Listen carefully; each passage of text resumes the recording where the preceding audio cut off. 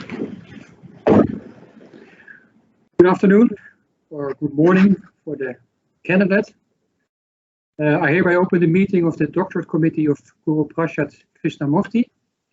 I'd like to welcome the candidates, all members of the Doctorate Committee, and the audience that is present online during this online PhD defense. Before we start the defense, I would like to make sure that you all keep your microphones on mute during the defense, unless you're obviously the candidate, because he needs to answer the question, or one of the committee members asking a question. So with that, having said that, I would like to ask the promovendus, are you all set and ready? Yes, I'm prepared. Good. We can also hear you, so then I would like to invite your first promoter, Professor Brewer, to start your position, please. Yeah, thank you, Mr. Chairman. Geachte promovendus, could you please, in no more than 10 minutes, explain to the audience that is present online the goal of your PhD research, your achievements and their relevance?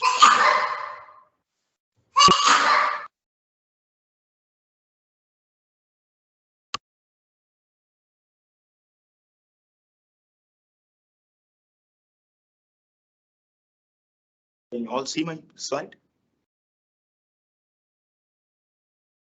Yes, we can. Yes. Sir Rector Magnificus, highly learned members of the Defense Committee, dear colleagues, friends and family, thank you very much for honoring my defense ceremony with your online presence. Cardiovascular diseases are the group of disorders that affect heart and blood vessels. It is the leading cause of death globally.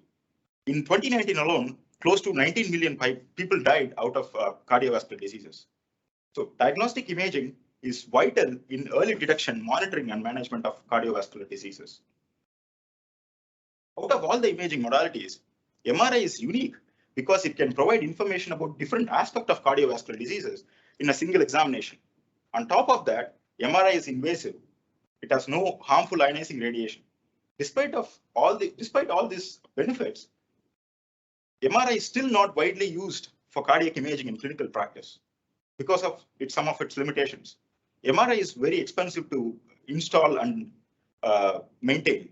It is complicated to operate, and it is inherently slow. Due to the slow acquisition speed, imaging organs like heart is especially challenging. Let me briefly explain why MRI is slow and why imaging moving organs is challenging. In a standard MRI exam, a so-called K-space need to be sampled and Fourier transformed to create an image as shown in this slide.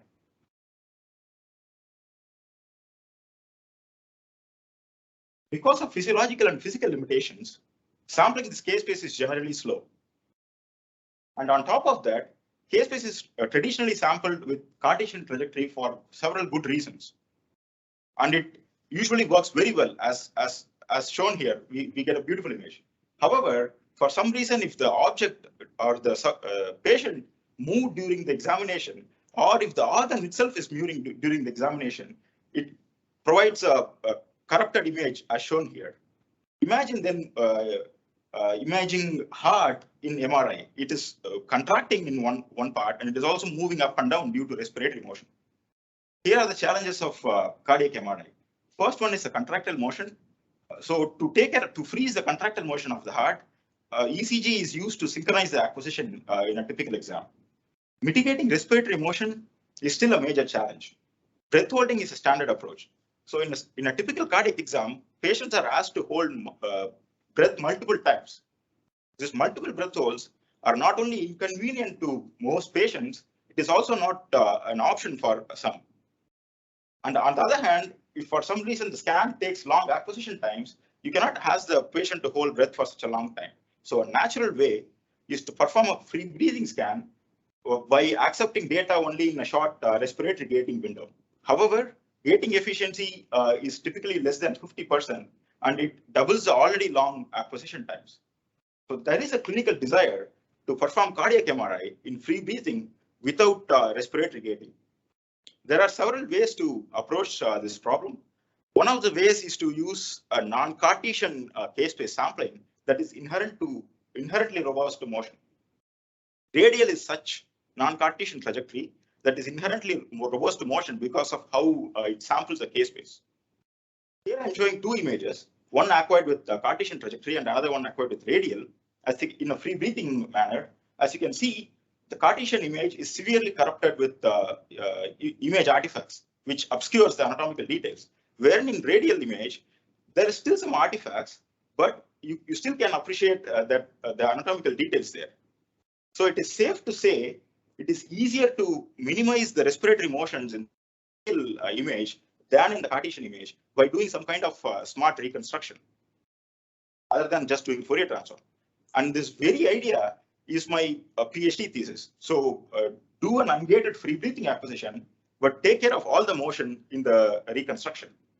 With this background, I'll now talk about some of my methods I developed during my PhD.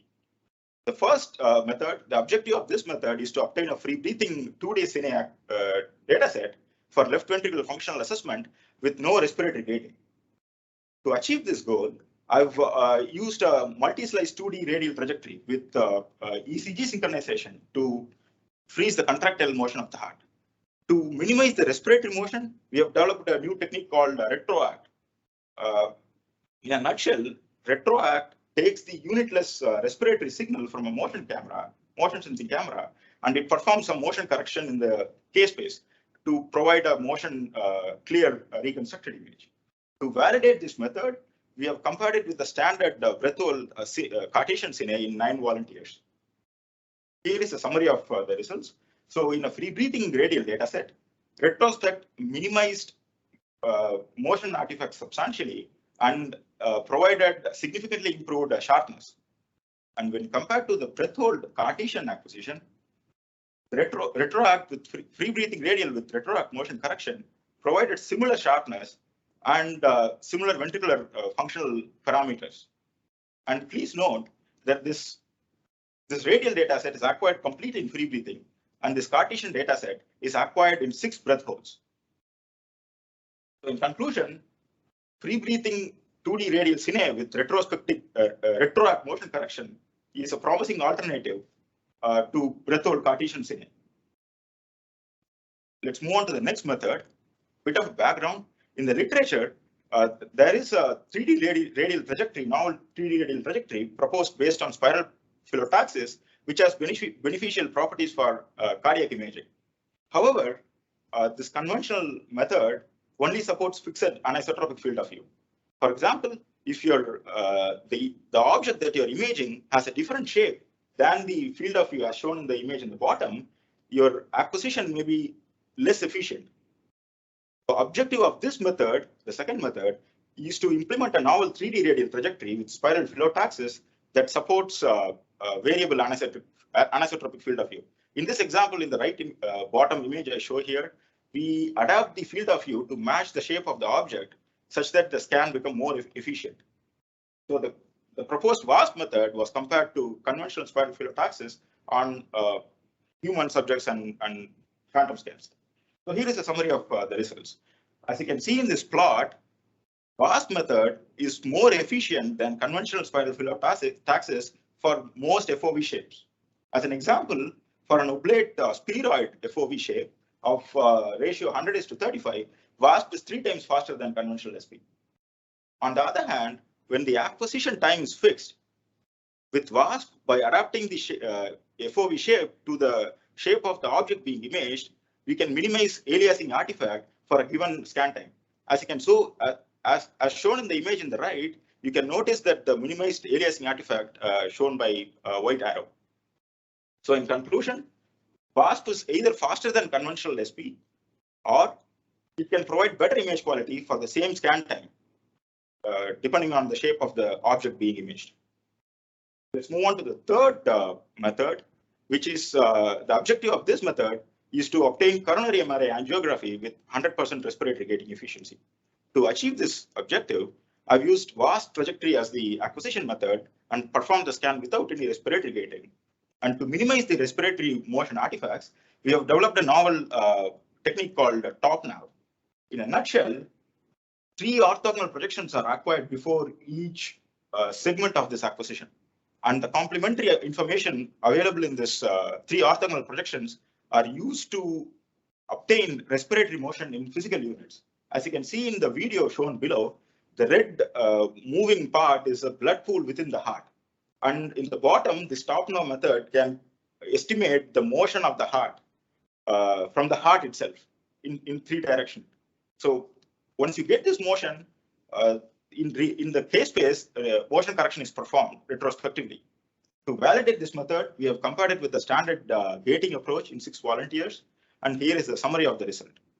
When compared to in an non-gated acquisition, top-now significantly minimized motion artifacts, as you can see in this image, with a statistically significant higher sharpness score.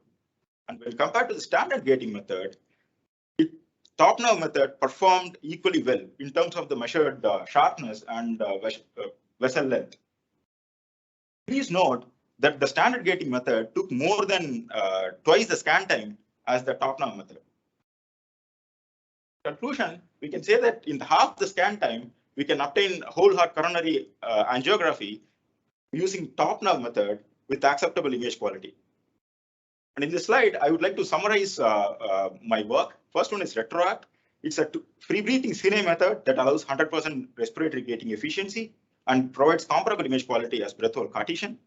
And the second method is VASP, which is a novel 3D radial trajectory with spiral phyllotaxis that provides anisotropic field of view for high scan efficiency.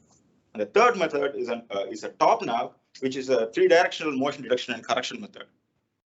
I would like to conclude my presentation by saying motion-corrected radial imaging allows free breathing without respiratory gating with acceptable image quality for cardiac imaging. Thank you. Okay, I hope you are satisfied by the answer of the candidate, Professor Yes, Taylor. I'm very satisfied. Thank you. Okay, then we'll continue the opposition. So Eindhoven University of Technology always appreciated very much when experts from outside our university are willing to participate in PhD defenses. So we're therefore very much obliged to Professor Kiribiri from King's College in London, Professor Strijkers from the Amsterdam University Medical Center, Professor Berners from the Leiden University Medical Center, and Isaac Kouwenhoven from Philips Healthcare for their participation in this defense committee today. And I want to ask Professor Strijkers to continue the opposition, please. Thank you, Mr. Chairman. Am I audible? Okay. Dr. Promovendus, dear candidate, it's a real pleasure to start this opposition today. And yeah, first I would like to congratulate you, your team, and your family and friends with the completion of your thesis.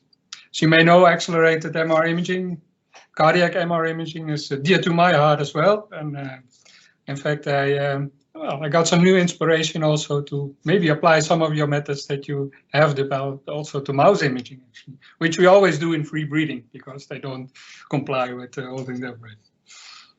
I'd like to ask you some questions starting with chapter 3. And first, I'd like to understand the signals of this vital eye camera a little bit better. Because on page 48, you mentioned that this camera that processes up to 50 body locations to provide a respiratory signal. Is that in the end one respiratory signal, or is there also some directional information in that vital eye camera that can be used? Who cleared our opponent? That's a very good question, and thank you for all the wishes. So, as I said, your question is about this vital eye camera, motion sensing camera. First of all, let me start by saying I have not developed the technology per se. It was developed by Philips team, and my contribution there is to use those respiratory signals to perform motion correction in K-space. But the signals you get, is that one signal that yes. Scales somehow with the movement? So yeah, with the current implementation, based on the camera sees multiple locations of the patient that is being scanned, and it automatically extracts one single respiratory signal that can be used. And based on the experiments we did, it performs equally or even sometimes better than the standard respiratory belt that is being used in the current practice. So in my approach, I took that respiratory signal to the reconstruction. So in a standard way, these signals are used to perform prospective gating, limit the data acquisition in a prospective way. The novelty of my approach is I took this respiratory signal and did a motion correction in k-space. And this another novelty of my first work, RetroAct, is that these signals are in arbitrary units. So if you want to perform any motion correction, that actually brings, sorry to interrupt you, but I like the discussion going. That brings me actually to the second question, is that well, in chapter 3, you use a radial sequence, right, which crosses the KS0 point every TR. Maybe you don't need every TR, but in principle, you have one of the spokes of your top nav also available in that sequence. Did you consider combining this with the Vital Eye, or just using the MRI navigator for that purpose? Yes, that's a very good question. For this particular application, for the cardiac cine, there is no interruption in steady state. The data is acquired in a continuous fashion, because of which there is no room to include any projection navigators like top nav in this sequence. Well, but the sequence is already radial, so you already have that signal. Yes. Yes, one possibility is to obtain the respiratory motion from the radial data itself, because it crosses through center of k-space. But that will be my next investigation, which I haven't really looked into it yet. Yeah, that's a very good suggestion. It'd be nice to compare the self-navigated motion from the data itself and the Vital Eye signal. Yeah. Well, I did not have read that myself. That is actually something we use in mouse imaging as well, to also extract the cardiac motion. So that something is certainly something to consider, I think.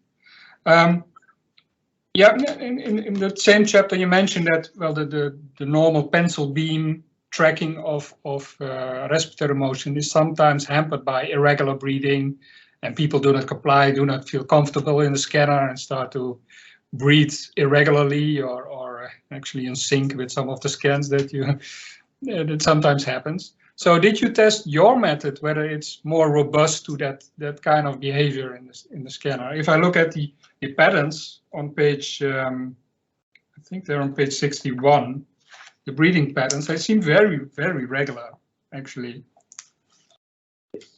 I haven't really thoroughly investigated this comparing the pencil beam navigator and the Vital Eye, but I can make some comments about it. So with the standard pencil beam navigator, all the motion estimation and correction are done prospectively in real time. So you have a very little room to correct the motion estimation or to investigate whether the motion that you obtained is accurate. But in my approach, I took all the motion information and processed it in the reconstruction. So before even starting the reconstruction process, I have the entire motion information. I can do all statistical analysis, and then if there is any drift or if there is any deviation from the normal breathing pattern, I can either choose to reject the data in that particular region of respiration, or improve the respiratory motion that is obtained in the first place. So you could even decide afterwards to leave, to reject some of the data. That seems a very good approach there. Yes. Yeah, maybe one more question is, if we still have time. I think so. Yes. Quick one, I guess.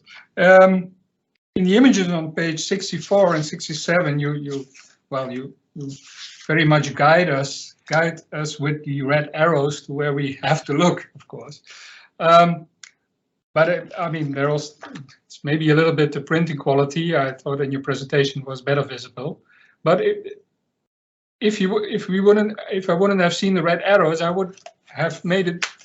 Yeah, it would be hard for me to decide which image belongs to which acquisition strategy. Did you consider having an expert reader like a cardiologist or a radiologist that has experience in reading these kind of images to score those images? Yes, yeah, that is one of the limitations of my study. I really haven't got any opportunity to share these images with a clinician like cardiologist and get a first-hand opinion. So most of the validations I did were based on statistical analysis and quantitative metrics in terms of the image quality. So Yes, how would you design such an experiment? Yes, that will be really important to do. That is very important to do because clinicians are the one who is going to use the technique in the end. I think that is a natural next step to obtain feedback from expert who is the end user. It seems a logical next step. I think my time is up, Chairman, or? Yeah, unless you have a very short question.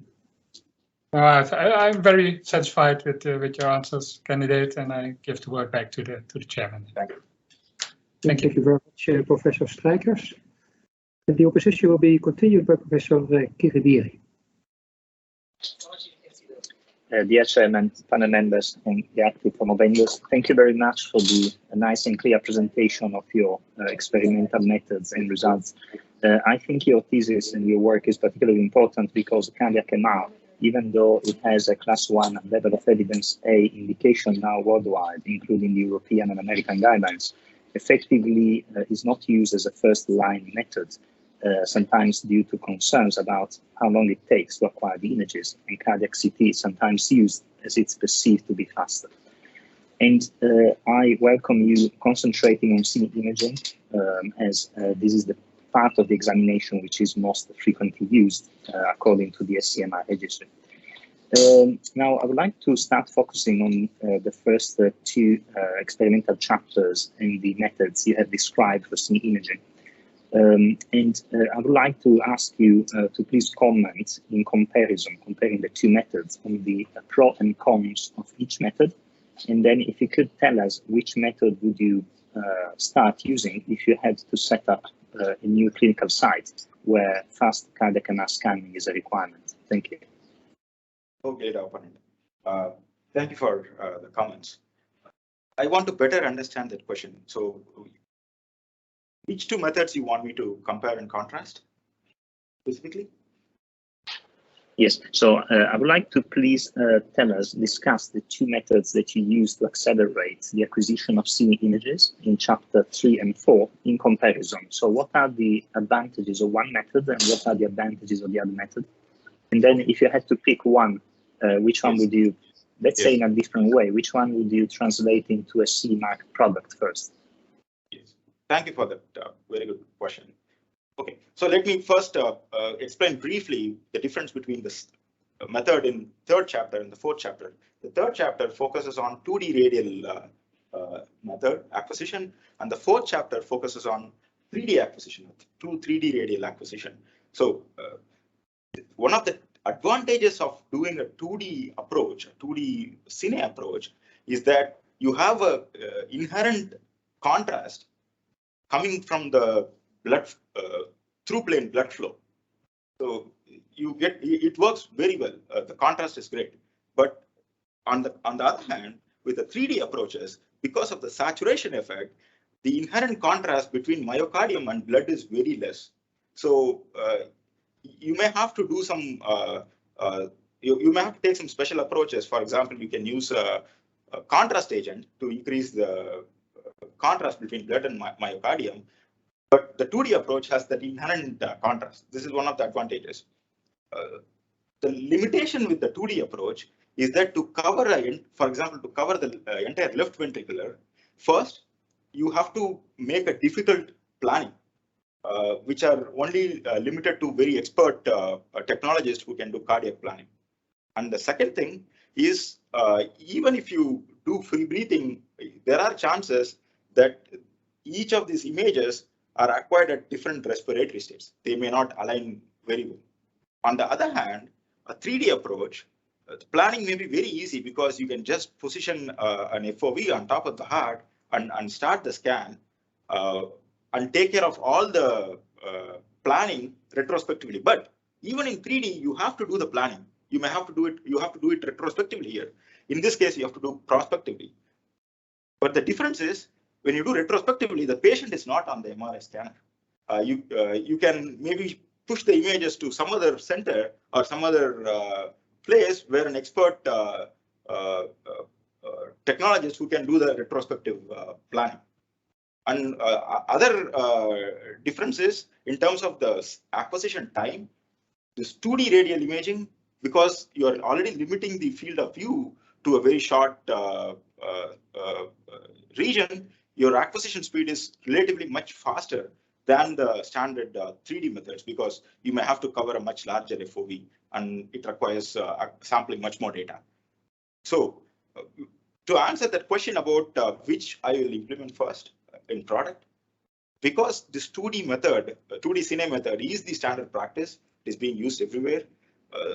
I would first implement this 2D cine method, the chapter 3 in the product, and later implement the 3D method. Yes. Did I answer your question sufficiently? Yes, absolutely. Thank you very much. I have another question now. Of course, despite these methods for motion compensation in use with cine imaging, but as we all know, cardiac MRI or MRI in general is a very modular technique where you can attach different parts of the sequence and acquire different contrasts and different types of images.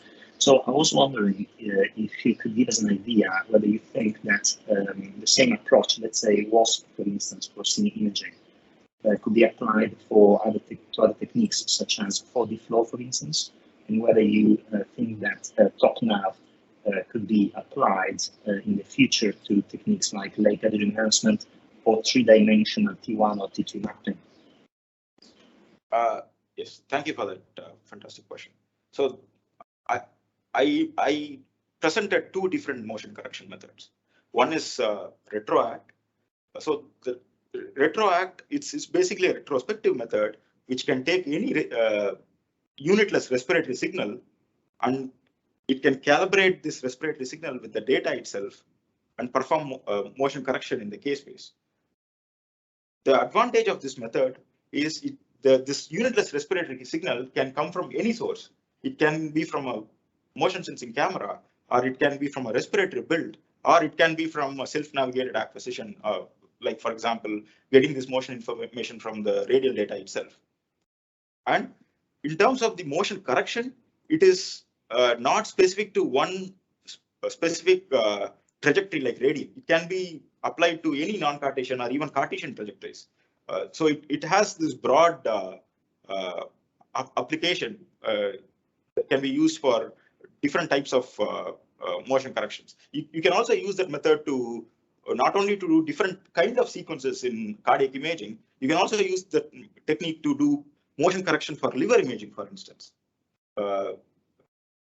Yeah, and the second method, top-nav, which is based on triple orthogonal projection navigators. So one of the uniqueness of this method is that it has this blood pool segmentation algorithm.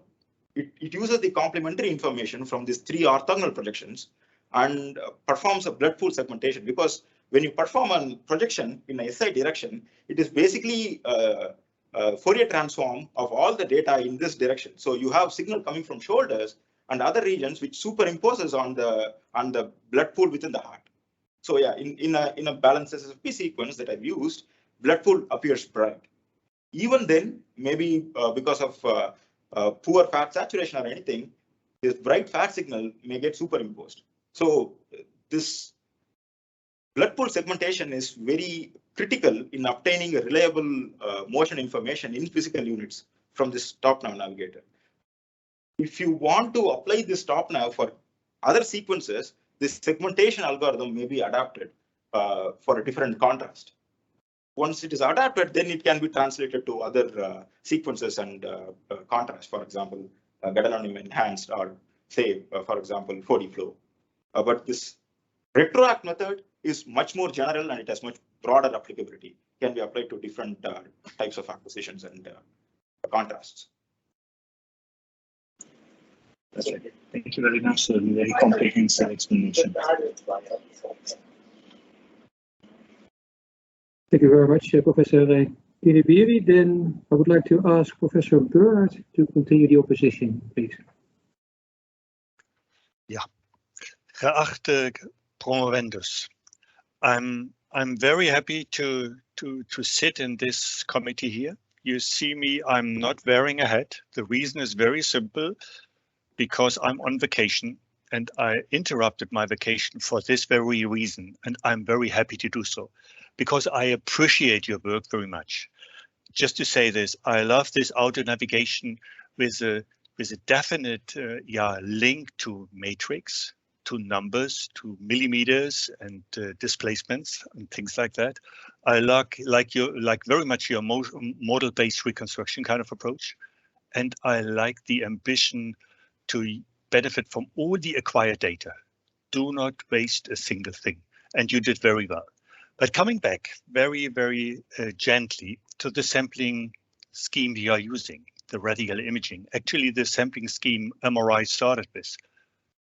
Can you explain a little bit how much the point spread function that you are using differs from the Cartesian one you are doing comparisons to? Is that in terms of the full width half maximum exactly the same as we are using with the double sync and 2D Cartesian imaging? Or are there differences to be considered? Yes. Opponent. First of all, thank you for taking a break from your vacation and joining this ceremony. That's a very good question. So you asked me about, asked me to compare and contrast point spread function of Cartesian, standard Cartesian sampling and the radial sampling. There are several differences. Let me first talk about the full width half maximum. So to sufficiently sample a K-space, a given matrix size, radial requires pi/2 more times of lines than the Cartesian. So radial acquisition is inherently 1.5 times slower than Cartesian. And on top of that, in terms of the resolution, we have learned that if you want to get the same resolution or full width half maximum from a radial acquisition when compared to Cartesian, you may have to cover 80% more K-space end-to-end, I mean the radial distance when compared to Cartesian. Again, that also makes it a little bit slower. When you do the same sampling length. Perfect. Yeah, Guru, sorry. I do not want to examine you too much, so you answered this question very, very nicely. But the second one is, due to the non-Cartesian sampling scheme, the 2D and also the 3D radial are actually SNR burners. So for the 3D, we are losing something like 23% SNR. For the 2D, a little less. And just philosophically asking, is it all worth this effort? Because many people in MR are pretty much concerned about SNR. That's a very good question. First of all, let me say, answer by saying that the SNR is critical for certain applications and not so critical for other applications. I mean, in general, SNR is critical for all the applications, but it greatly depends on what type of sequence you use.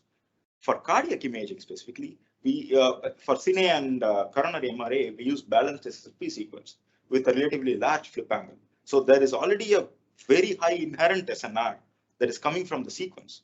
So even if you lose, say, 20% SNR by doing this radial sampling, it is not going to matter much. The SNR is not super critical in a balanced SSP sequence, but motion is super critical there. Correct. Because you're sampling the center. Yeah, sorry for interrupting. Yeah, perfectly. We have to balance the pros and cons. And on the con side, we have something like that we are losing a little bit of SNR, but the cons, as you nicely showed in your intro, we are gaining a lot on the motion robustness. And this is also a consequence of the point spread function that we are using. But anyhow, so coming to one of your very nice examples you worked out, so I'm going to focus a little on this top navigator thing, which I really like. It's a very simple navigator that is really focusing on the lumen or on the blood volume, and therefore it really measures the motion at the heart. But what I'm asking myself, how much time you are actually using, especially in your special protocol, by adding those kind of 3D navigators with respect to the preparation you do in the beginning?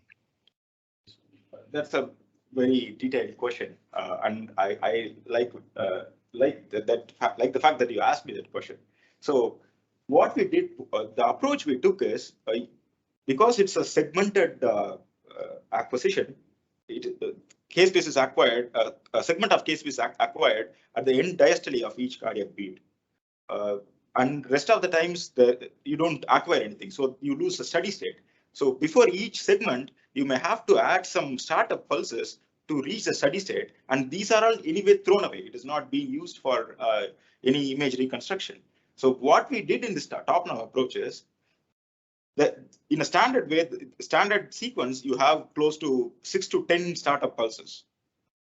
Instead of throwing that away, we acquired those startup pulses. We just orthogonally rotated it. There are two consecutive, there is a pair of navigator in each orthogonal direction. The first pair in the first projection is thrown away, and only the second one is used because there may be eddy currents, coming in the way of motion estimation. So we threw the first projection away and used only the second one in each of this pair. And because we modified the startup pulses itself, there is no additional burden of acquiring this projection navigators. It doesn't cost anything in terms of the acquisition time. And another advantage is when compared to the pencil beam navigator, which happens way before the acquisition, these projection navigators are much closely aligned with the segment that we acquired. So even if there is a drift or there is a motion change between the pencil beam navigator and the actual segment, that is avoided by placing this top nav very close to the acquired segment. Perfect. Very nicely explained. Yeah, one question. In your work, you are trying to use all the data you have acquired. And also these ramping up data are actually acquired data because you are using them for the top nav. And you model the data or you weighted the data according to their motion state, according to their sampling, whatever kind of scheme in the reconstruction appropriately. So wouldn't it be possible to, in case you have a different navigator or a different navigating scheme, to use these ramping samples also as SNR contributing ones? Just by modeling? You have these startup samples all the time, so for each individual heartbeat, you have them, so it's easy to auto-calibrate something and use that information in a reconstruction to actually downweight those kind of samples, but to let them contribute to a certain SNR, or is it completely nuts? Yes, so in my approach,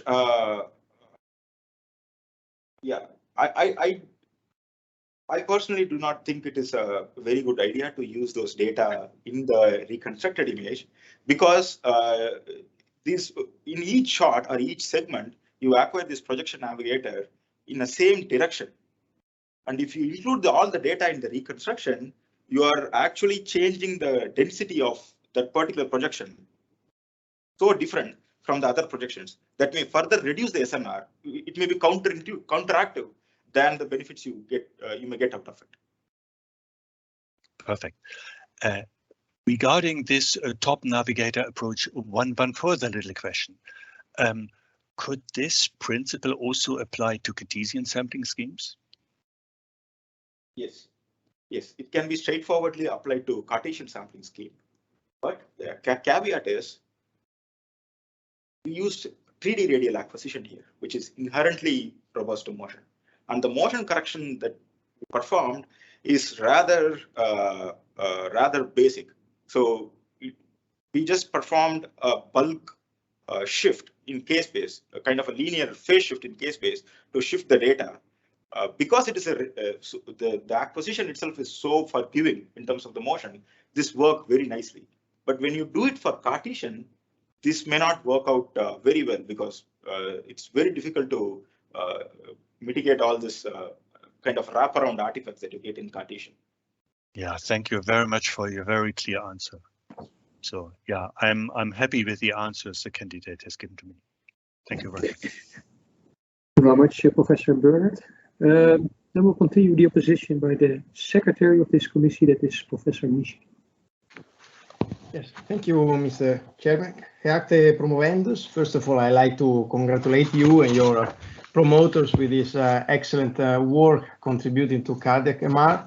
I have a couple of questions. Well, the first one is when you refer to figure 2.6, I was wondering whether I should look at page 26 or at page 27, as there are two figures with the same number.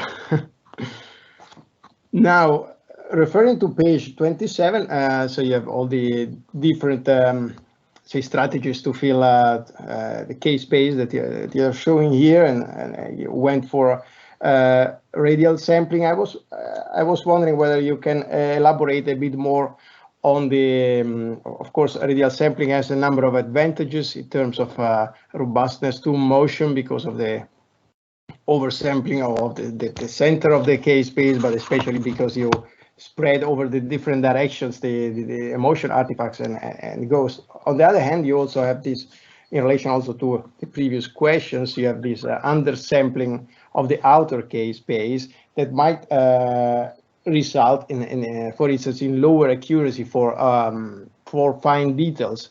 So I was wondering if you can comment a bit on that, also in relation to the applications you have in mind. Yeah, ma. Wait.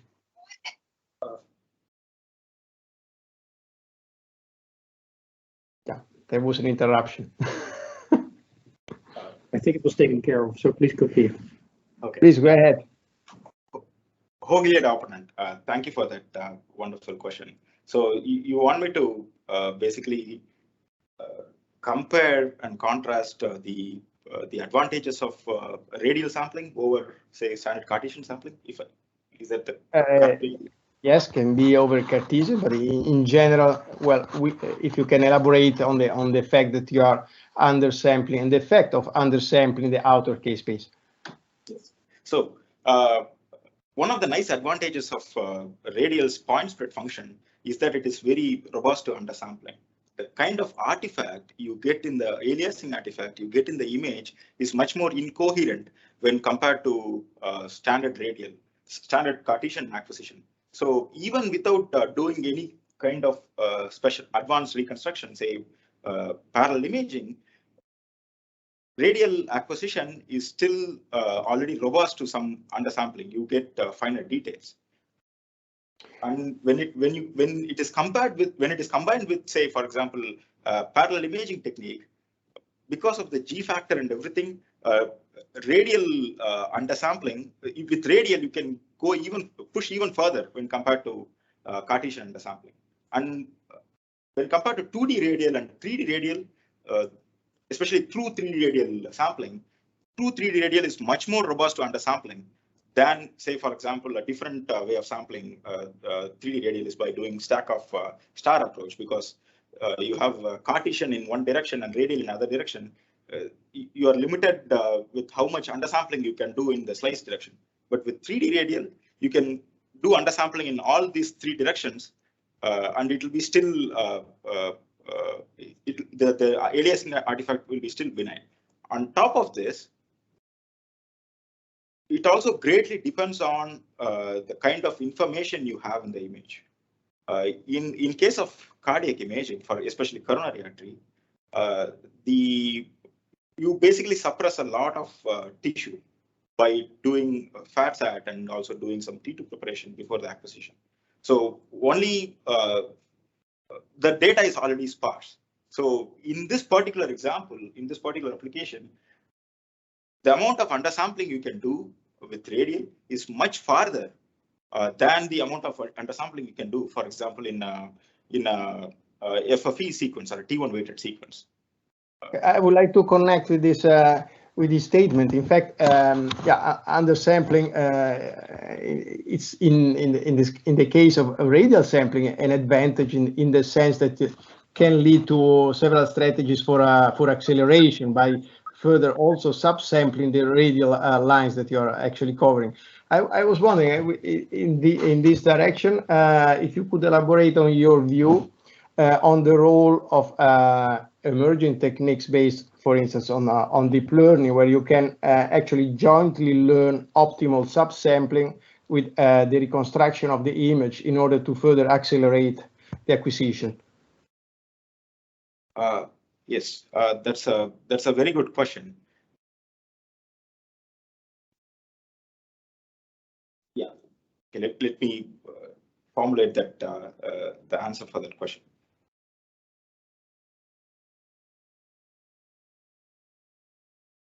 Yes. So with the sampling pattern, to obtain minimal artifacts even with a high undersampling, it is much more crucial in Cartesian acquisition to come up with the optimal undersampling pattern.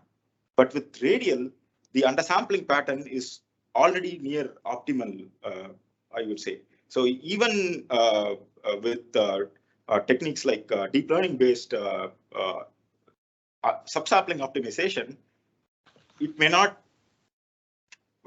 bear that much benefits. However, if the reconstruction is considering multiple dynamics, looking at sparsity other than just the spatial dimension, for example, the time dimension, maybe it will be very helpful to investigate that approach further to see how this undersampling can be performed in the, say, for example, time dimension in case of cardiac acquisition. Okay, thanks. Thanks for your answer. I was then moving to chapter 3 and the general scheme in figure 3.3 of the retroact approach. I was wondering, so you're using the respiratory signals in the different directions to first, let's say, estimate the scaling factors, but eventually it looks like the real optimization is done on the minimization of the gradient entropy at the end of the chain. Now, I was wondering whether, so in this way, it seems that you are not fully exploiting your respiratory signals. I was wondering whether you could also consider, for instance, an adaptive filter that decorrelates directly the respiratory signals with the intensity variations that you observe in the images. Yes, that's a very good suggestion. I have not looked into it, but the advantage of this approach, the approach I proposed, is it's very fast. It requires, you only need a subset of data to do this optimization. Even though you acquire, say, 20 cardiac phases, to do this calibration process, I call it intrinsic calibration process with the imaging data itself, you only need a subset of data. Because you are only doing this process in a subset of data, it is much faster. And once you do the calibration, you can take this data and apply it to correct for motion in all the data sets. Because of which the reconstruction times for this approach is less than 20 seconds on the scanner itself. Okay, thanks. Is there time for a final question? Short final question. Okay, thank you. So still in the same chapter, eventually you provide some results, and it's clear with some significant differences that you improved in sharpness scores. On the other hand, if I look at the clinical parameters, those do not show a significant improvement. So I was wondering whether you can comment on the actually clinical implications of this work. Additional to that, I was also wondering whether the statistical test that you used is appropriate, as you used a student t-test. While I'm not sure whether the distribution of these or the values of the parameters you estimated are really Gaussian, and perhaps a non-parametric test would be more appropriate and perhaps even result in better significance. Yes, I fully agree with your comment about the statistical analysis. Because we did this test only on 6 volunteers, we wanted to limit the complexity of the statistical analysis done on the 6 volunteers. Extension of this project would be to acquire a data set from much more volunteers, including also patients with anomalies. Then we can apply appropriate statistical analysis on this data. So, okay, thank you for your answer. I'm satisfied with the answers. Thank you very much, Professor Mishi. We will continue the opposition by giving the word to Isher Kouwhoven. Thank you, Mr. Chairman. Geachte promovendus, dear candidate, thank you for sharing your work with us in an eloquent way. Let me start briefly by reflecting on the last few years. I had a chance to be able to work with you on a day-by-day basis in BEST for the last 3-4 years during your PhD. And it was a very pleasant, fruitful, and productive collaboration. And initially, as you know, we let the exact focus of your PhD work a little bit open so that you, together with us, could make a proposal. And after a few months, we decided to work on radial imaging in combination with free breathing, which in retrospect was, I think, a very good choice. So throughout these years, I was able to observe your way of working. I was impressed with your motivation and perseverance, as well as your original and innovative approach. You are eager to learn and have an explorative mind like any good scientist. I'm also very glad that Philips was able to hold on to you because you're now working as a Philips clinical scientist at Mayo Clinic, which is one of the top research institutes in the USA. And you're also still working on non-Cartesian imaging in Jim Pipe's group, who's one of the leaders in this field. And you also now give courses on pulse sequence programming and reconstruction programming to other Philips clinical scientists. So in just a few years, you went from being a pupil to being an expert, and now you're a teacher for these advanced tools, which are indispensable for advanced MR research. Now I would like to ask you some questions. So as you have eloquently shown, you mentioned that radial imaging is very robust to respiratory motion. It's very efficient in terms of being able to apply an anisotropic field of view and even use a 100% respiratory efficiency, both for 2D and 3D imaging. So that all sounds very promising. Yet, despite all these advantages, radial is not extensively used for cardiac imaging yet. I would like you to reflect on why that is and what could or should be done to change that in the near future. Dear actor opponent, thank you very much for the wonderful comments you made about me. And I also truly enjoyed the time I spent at BEST and the interactions I had with you during my PhD times. And I can see how I developed from being a student and to a clinical scientist. And thanks a lot to you for all the guidance and teaching you have provided me. So to answer your question, you want me to comment on why radial technique is still not widely adapted for cardiac imaging. So the first reason is Cartesian has been there for several decades already, Cartesian sequence. And it used to work, it works reasonably well in a lot of cases, but it has some limitations as well. Especially the limitation is it's not very robust to, say, as you rightly mentioned, motion artifacts, wherein radial is robust to motion artifact.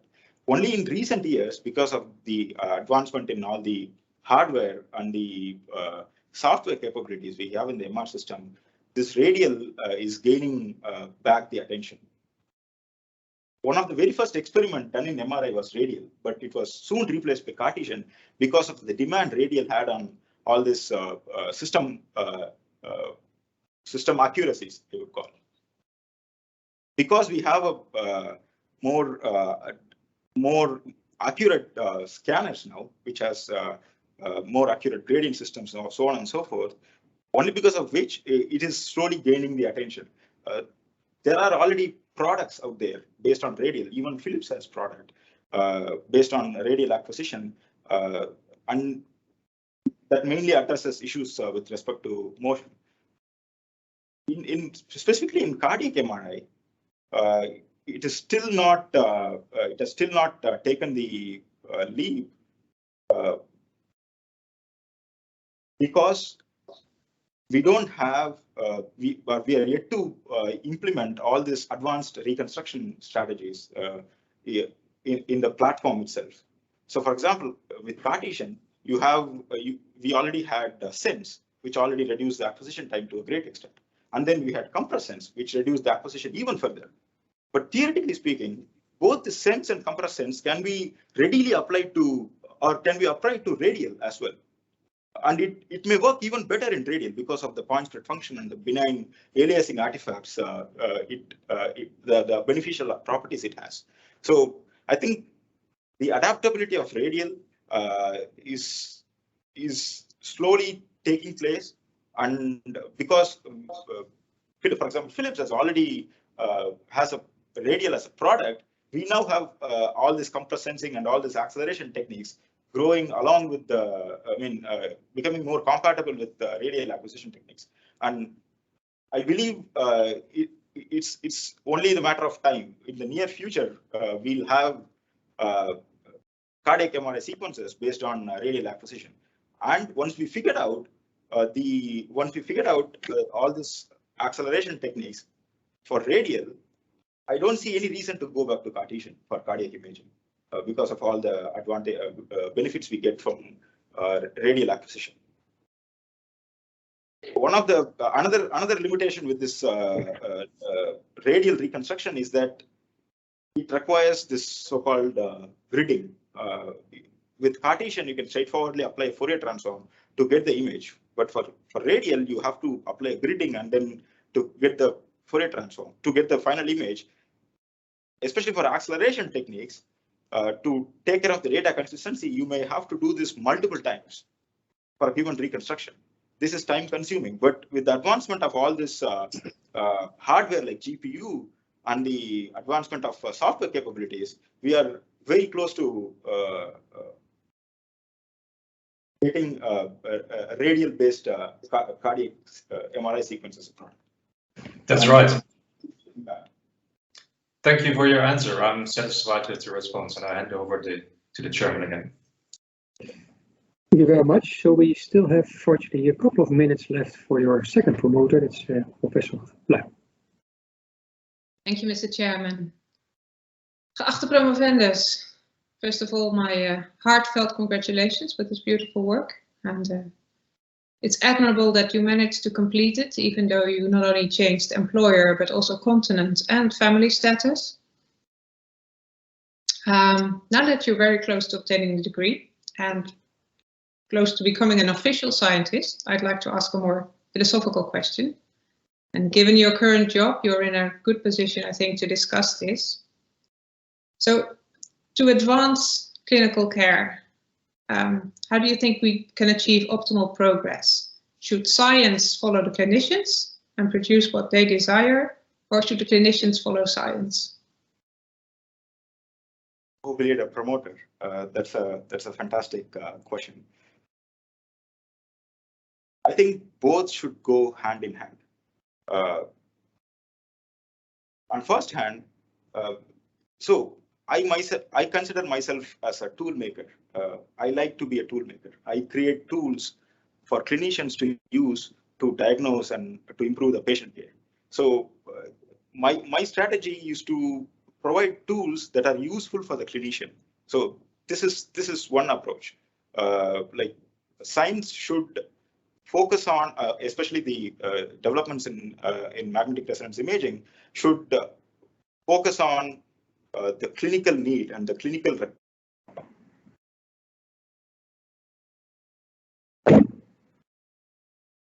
I hereby reopen the meeting of this doctorate committee. The doctoral board of Eindhoven University of Technology, represented by us, has examined your dissertation and heard your defense of it. On the grounds of this, the doctoral board has decided to award you the degree of doctor. I request that the first promoter acquit himself of the duties entrusted to him. Uit kracht van de bevoegdheid, ons toegekend door de wet en namens het college voor promoties, bevorder ik u, Guru Prasad Krishnamoorthy, tot dokter. En verleen ik u de rechten die verbonden zijn aan de dokterstitel. Ten bewijze hiervan ken ik u het diploma toe. Dat zal worden ondertekend door de rector magnificus en de promotoren. Very learned Dr. Krishnamoorthy. Dear Guru Prasad, or simply Guru as we are used to call you. First of all, my sincere congratulations on obtaining your PhD title. And of course, I also want to include your wife, family and friends in this congratulations. You performed your PhD research while employed at Philips Healthcare in Best, funded by the European Marie Curie program in the MusicAir project. At Philips, thanks to this funding, we had 2 vacancies and we had an enormous amount of applicants. In the first round, we selected 15 and eventually we had interviews with 6 candidates. And I very well remember my online interview with you. You were very open and clear about your knowledge and experience with respect to magnetic resonance imaging, MRI, and showed to be highly motivated to become a PhD researcher. The first sentence in your motivation letter also clearly showed why you wanted to form medical research. It said, there is no greater service than saving another person's life. The letter and the interview convinced us that you were the best candidate and we offered you the position.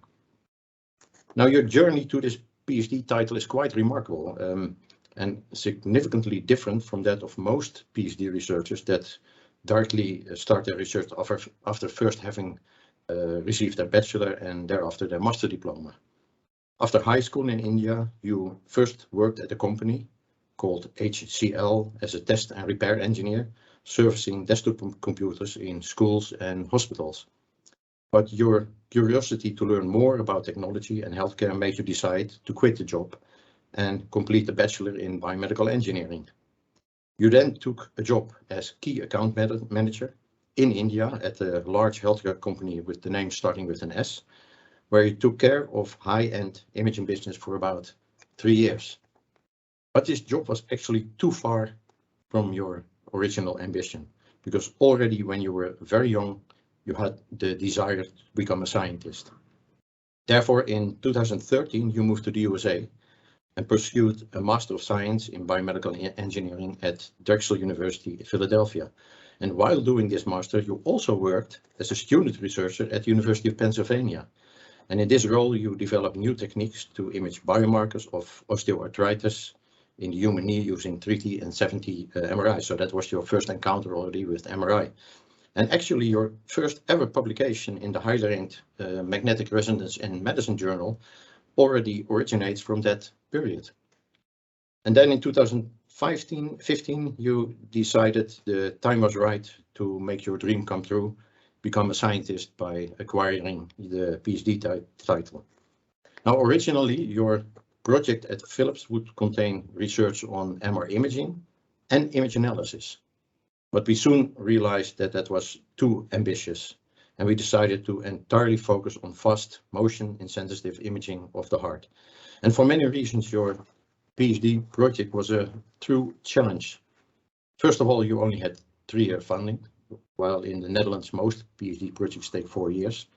Secondly, you had to dive very deep in the complicated Philips MR software development platform. You had to go through a substantial learning curve. But as your promoter, I was very lucky that my Philips MR colleagues Mark Kouwenhoven and Jouke Smink were willing to co-supervise you. And without their continuous efforts, we would not have reached the very significant and relevant results that you have described in your thesis. And I'm very grateful to Mark and Jouke for all their efforts. There were also more challenges. Some said during your stay in the Netherlands, your father died. Some very happy. You married your wife, Ragavi, and became father of a lovely son, Advik. While working at Philips, you were also registered as PhD student at the Eindhoven University of Technology, hosted in the Medical Image Analysis Group, led by Professor Josien Pluim. And you and I had regular meetings with Josien, and I would like to thank Josien very much for her very constructive comments on your work and for co-reviewing your scientific papers and your thesis. And I would, of course, also like to thank all committee members that took part in the defense for their efforts. Now I would like to come back to the first sentence in your motivation letter, where you stated that you wanted to contribute to saving people's lives. And I dare to say that your PhD research and your achievements may indeed do so. You have developed methods and technology for faster MR scanning of the heart with better image quality, more insensitive to motion, eventually contributing to faster and better cardiac diagnosis. And it has already been mentioned, I think already part of that software is now in the product scanner software of Philips, so that clinicians and patients can already benefit from it. Dear Guru, I would like to thank you very much for the great cooperation that we had during your PhD research. You came to the Netherlands and learned about our culture, but thanks to the many discussions we had during lunch, you also have given me insight into Indian culture, which I very much appreciate. And actually, it has been already mentioned by Mark Kouwenhoven. We will stay in touch since in the meantime, you and I have become colleagues. You are now a clinical scientist, so yeah, you can now truly call yourself a scientist. You now work in one of the leading MRI centers in the USA, in the Mayo Clinic in Rochester, the group of Jim Pipe, and within Philips, and Mark already said it, you are now taking care of part of the course on MR reconstruction. So basically starting as a trainee in 2015, you are now one of the main trainers in Philips. So dear Guru, once again, many congratulations, and I wish you much success in your future career as a scientist. Thank you. Thank you very much. I will do the applause on behalf of the audience. Yes, on behalf of Eindhoven University of Technology, I see there's more applause. At the doctorate board, I also would like to congratulate you with this well-deserved title. This title, the first promoters granted you the rights pertaining to this degree, but there are also some obligations concerning the practice of science. As a holder of this degree, you're committed to the standards of scientific integrity, trustworthiness, intellectual honesty, openness, independence, and societal responsibility. These standards are described in more detail in the Netherlands Code of Conduct for Research Integrity and the Eindhoven Code based on it. You also have duties towards society, where you must be clear about the boundaries of your own expertise, and you must communicate honestly and independently about the results of your work, including potential risks associated with it. And finally, you're committed to the ethical codes for research and design involving human subjects or animals. So with these official words, I think these things are in good hands. A personal word is I truly enjoyed the defense this afternoon. I think we had a very nice, good and lively discussion, also very open discussion, also very honest discussion. So I would like to congratulate you so personally on this, and I also personally like to wish you all the best in the future, although I think the future has already happened to you, both on a personal level with your child, but also in your next career move. So with that, I will now close this meeting officially. Okay. That was that. Firstly, I would like to thank both promoters as well, which is also congratulations with the PhD title. There's also some opportunity maybe for other members of the committee if they would like to say a few words to you. Maybe I can start with Professor Strijkers. Yes, dear Dr. Krishnamoorthy, dear Guru, it was a pleasure to be in this committee. Congratulate you very much with the well-deserved title. And yes, I would love to shake hands. I hope that we will meet maybe at some future conference. Maybe you will be in London, and we definitely will meet. If so, we definitely have to talk. And it was a pleasure to be here today. Okay, when you're in London, please let me know, because I might also be there and join my wife to go to London, but that's another issue. Maybe Professor Kikebe would like to add something. Absolutely. So many congratulations. It's a special day today, and everyone who has a PhD will remember this for the rest of their lives. So very well done. Actually, I'm quite happy because I know that as part of your job, you will have an opportunity to keep pursuing these discoveries, but also to bring this expertise in developing yet other novel scanning protocols. So this is a story which is not stopping today, but actually is going to continue and impact patients very quickly. So well done. Professor Berger? Yeah, I'm more than happy to say something. Congrats, well done. I read your thesis, although it was more than a year ago, I guess, from the beginning to the very end. I enjoyed very much. You know, I appreciate your ingenuity, your novelty, your work very much. You know, I wish you all the best. I know about this special moment, you know, and I can imagine that you are flooded by endomorphins like hell. Please keep a little bit of that feeling somewhere, you know, so you will need it for your worse days to come and for even better days, you know, so all the best, all the best. Thank you so much and keep in touch. Thank you, Professor. That's very wise advice, I think. I think it's also still very early morning at your place, so you'll need some more for the rest of the day. Professor Bisch? Yeah, also from me, lots of congratulations with this great achievement and then the excellent defense of your PhD and excellent work as well. And of course, it was a great pleasure for me joining this committee. Yeah, you did really great, and I wish you all the best with your future career. Thank you, Professor. Chicago. Dr. Krishnamoorthy, congratulations with achieving this milestone. My heartfelt congratulations, of course. And it's very satisfying to see that after all these many years of intense and detailed and sometimes heated discussions, you have now finally reached the desired milestone. And again, I'm very happy that we were able to keep you within Philips, and I'm looking forward to many more years of fruitful collaboration. So again, my congratulations.